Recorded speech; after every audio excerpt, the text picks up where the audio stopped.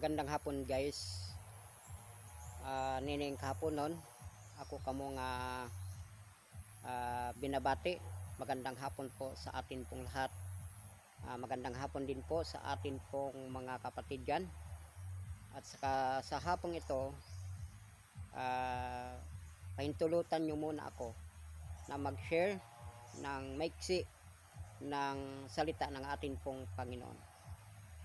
Sa ngayon po sa John 14:15, ang sabi doon, sabi ni Kristo, "If you love me, keep my commandments." Kung iniibig ninyo ako, ay tuparin ninyo ang aking mga utos. Simple po ang sinabi ng atin pong Panginoon. Ang sinabi po niya, kung iniibig ninyo ako, tuparin ninyo ang aking mga utos. So, napakahirap naman sabihin natin, mga kapatid, na mayroon po tayong pag-ibig sa ating Panginoon. Mayroon po tayong pag-ibig sa atin pong kapwa. Kung nilalabag naman natin ang kanya pong mga utos, lalo na sa 10 utos. Isa sa mga 10 utos dyan ay tumutukoy sa araw ng Sabat. At hindi lang, marami pa na sinasabi ng ating pong Panginoon na kinakailangan po natin na sundin ang kanyang mga utos. Ano nga po ba ang katawagan sa tao na nakakilala ng ating pong Panginoon? Sabi nga po ng 1 John 2:4, ang sabi po niya doon, sa Cebuano, pagkasulti, kung nakaila, siya kanako, apan wala magbantay sa iyang mga sugo, kini siya bakakon ug wala kaniya ang kamaturan. So, ibig sabihin mga kapatid, kung nakakilala ka ng ating pong Panginoon, kilala mo ang ating Diyos. May nagpupuri ngayon, grabe pa ang kanilang pagpupuri, sila po'y nagpalakpakan, nagluluksuhan, nagsayaw-sayaw pa, Pero kung nilabag mo ang kanya pong mga utos, ang sabi po, uwi ka po ng Christian, ay sinungaling ka. Wala sa iyo ang kamaturan, wala sa iyo ang katotohanan. So, makilala mo ang isang tao o makilala mo ang isang sekta kung ito ay merong pag-ibig ng ating Diyos at sumusunod ng kanya pong utos. So, madali lang, makilala natin kung sino yon. Kung itatanong ninyo sa akin kung saan tayo maghanap, sa Seventh-day Adventist ay makikita natin, makikita natin na sila po ay tumutupad ng kautusan ng ating Diyos.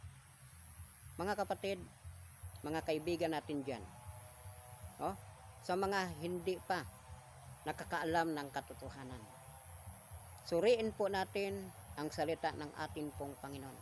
Suriin po natin ang Biblia, sapagkat sabi po ng John 17:17 sa Cebuano, balaana sila sa kamaturan, kay ang imong pulong kamaturan. So, ang salita ng atin pong Panginoon, mga kapatid, ay katotohanan. Hindi po tayo magdududa.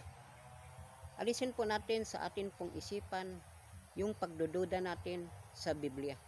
Kasi ang Biblia, ito po ang source ng katotohanan. Wala na pong iba.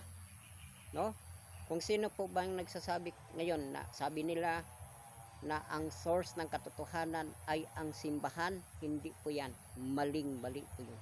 Kundi ang salita po ng ating Panginoon.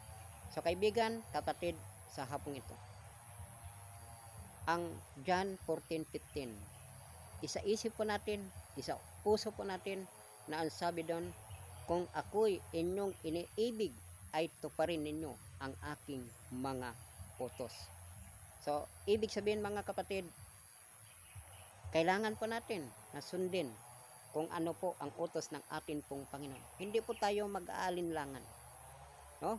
Hindi po natin i-question, tatanungin ang Diyos, no?